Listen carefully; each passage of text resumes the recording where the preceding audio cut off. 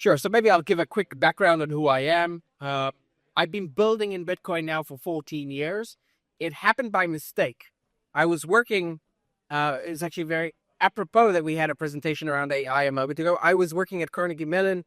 I was working on cognitive and computational neuroscience, building models of the human brain in computer silicon. Just that. And so I was reading papers in network science, and I read the wrong paper by mistake. It was the Satoshi white paper, and it completely screwed up all of my life plans because I read in this document the ability to create property rights that are fully digital, borderless, and completely under an individual's control. Mind-blowing stuff. And so I've been building in Bitcoin ever since. What I'm working on now has been the culmination of those 14 years. Over the years, I built one of the first remittance companies to use Bitcoin for cross-border transactions. I also helped build Sovereign, which turned into the largest DeFi ecosystem for Bitcoin. But now, with BitcoinOS, what we're building is the platform and the tools which finally allow Bitcoin to become fully programmable, to become programmable money. He used Bitcoin to issue other assets on the Bitcoin ledger and to also turn Bitcoin into a hub for all other chains. We are now integrating other chains into Bitcoin so that BTC can move with cryptographic integrity, move trustlessly into other chains, and tokens from other chains can move onto the Bitcoin ledger, and also allows Bitcoin to become a hub connecting other chains so that we never need to rely on bridges or have interoperability issues. Basically, we're bringing the whole world back to Bitcoin. It's been a 14-year journey, and it's amazing that it's happening, coming to fruition now. So how close are you guys on this? You guys have been working on it a while. When can everybody in this room start to use the product? So some of it is already live.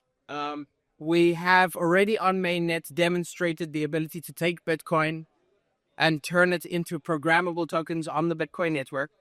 We've also demonstrated on mainnet the transfer of BTC without bridging. In other words, users being able to port their BTC cryptographically to Cardano, to Merlin chain, and to EVM chains. And we currently have a testnet, which has been used by over 100,000 users in just the last month, testing these things, a lot of them developers looking to build on the system. So right now, where we are, before we sort of finally release this into the wild and encourage everyone to use it, is we're having extensive security audits being performed. We're coming to the finish line of that. And so I think we are going to see more and more pieces of the entire system roll out over the coming several weeks. And you guys have cut a lot of partnership deals. I mean, in force. I mean, you guys have done a great job at that. So who are some of the people that you guys have signed up here? Well, when we started it, we had a different idea of what we were, it's like the gentleman before me mentioned how the Wright brothers didn't know what they were building when they were building the airplane. We were in the same boat. We were building a system to allow people to build rollups onto Bitcoin so that Bitcoin could scale and become programmable. But when in Bitcoin block 853626, for the first time, we're able to demonstrate arbitrary compute proven and executed on Bitcoin using ZK proofs. A whole slew of users we never anticipated reached out to us. And a lot of them ended up being some of the largest projects in the space. So Arbitrum, Cardano, Merlin chain, Stacks, etc., reached out to us because we sort of believed we were building something that is a holy grail, but that we were surprised that people sort of agreed with us so quickly. What we're allowing is to finally unleash BTC. And one of the things that we've learned is that there's a huge hunger right now from two different groups that really want to connect and are failing to do so.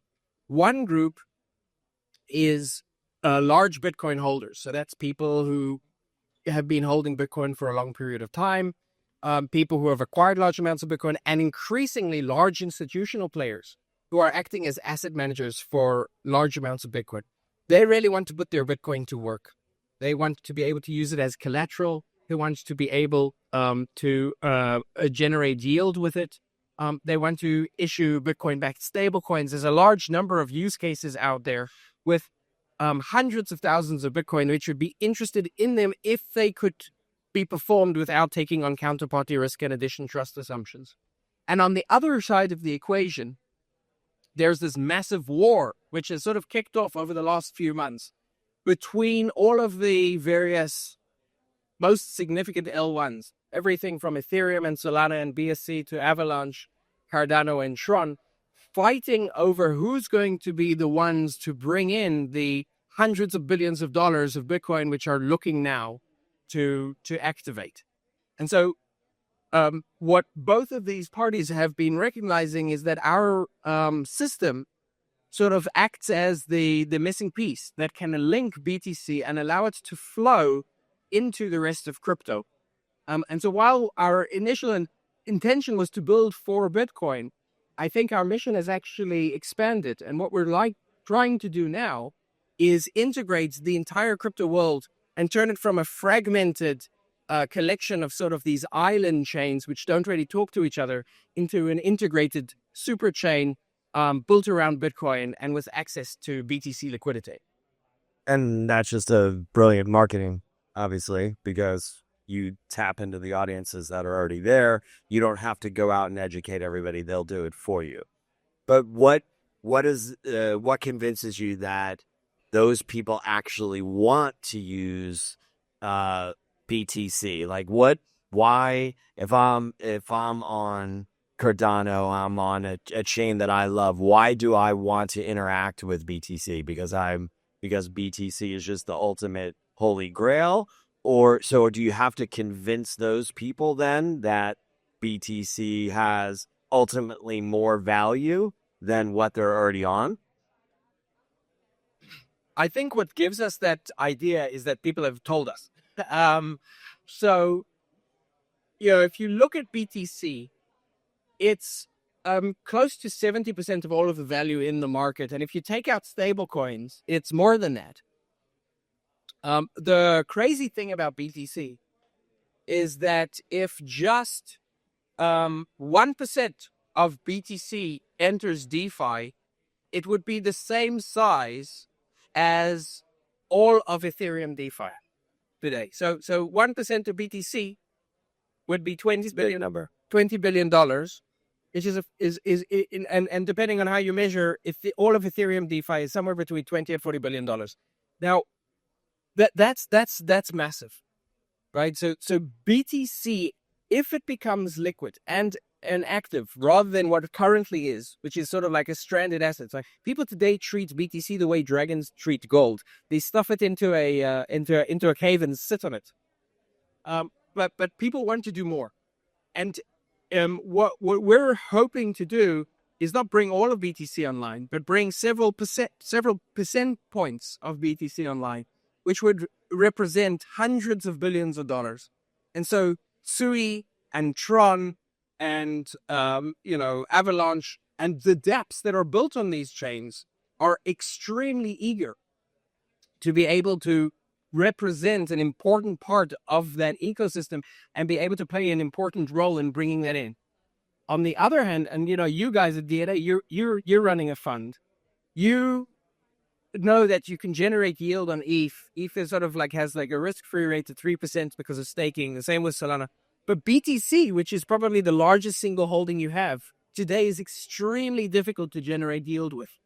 And so these are two twin problems which are looking to connect to each other because each is at least partially the solution to the other.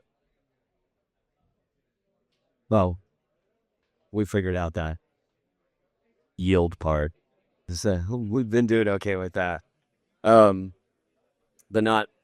not by just putting it somewhere and staking it, But I think just one more thing, give everybody the use case the bet, just so everybody can understand, right? Just I want to make sure that everybody gets it. Best use case scenario for the use of what you guys have built. Well, I don't think there's a single use case. What we're building is actually more powerful. It's a general purpose platform. But I will start with sort of the lowest hanging fruit. The lowest hanging fruit is being able to take BTC and do more with it. Sort of take magical internet money now with more magic. But on top of that, and sort of the next wave after that is, if you look at Bitcoin, the chain, rather than BTC, the asset, Bitcoin, the chain, is uniquely positioned. It is now deeply integrated and becoming more deeply integrated with global finance. It has a reputation for being stable, long-term, something that you can build real financial products on. And it has a unique regulatory status that really no other system has. And then to top all of that off, by far, it has the most significant network effects. It is literally the gravity well, the anchor for our entire industry.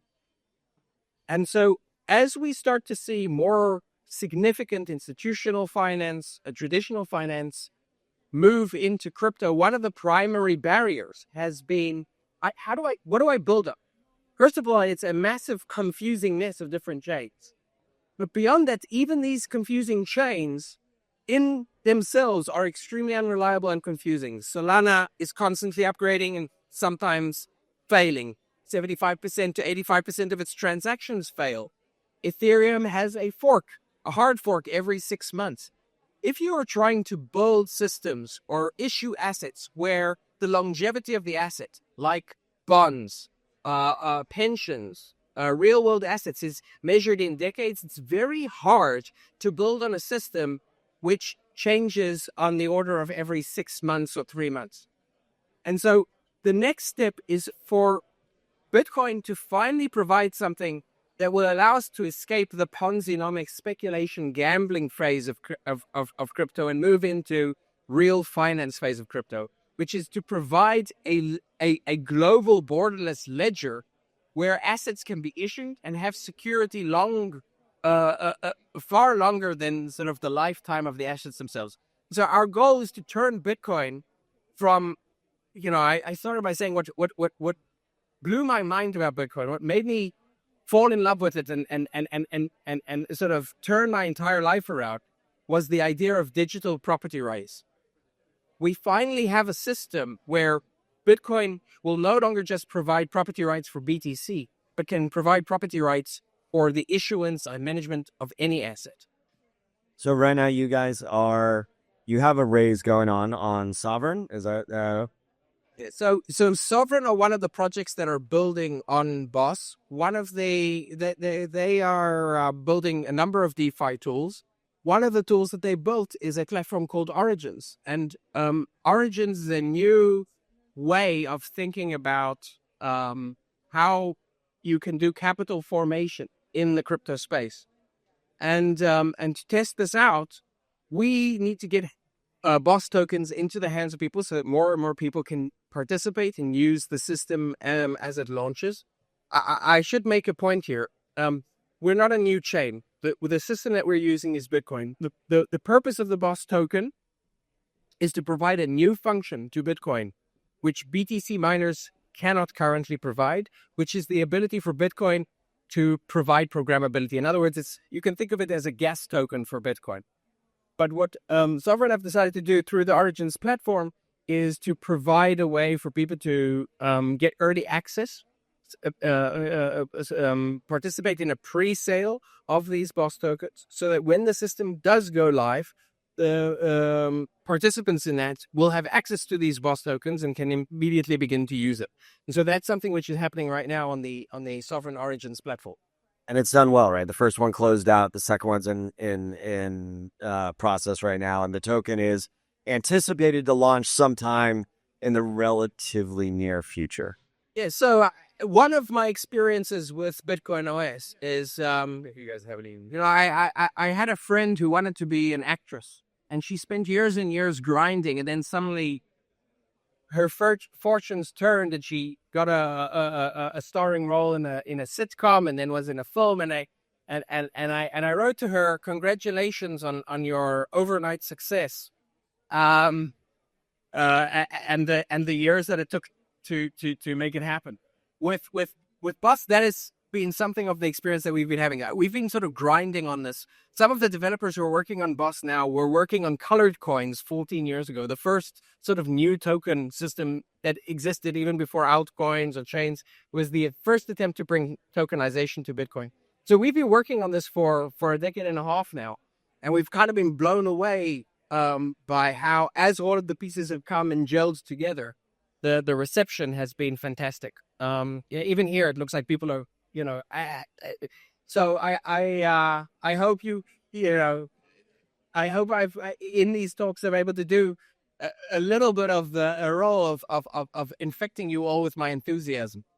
We have time for one question. Anybody have a question out there? I know we're running a little late.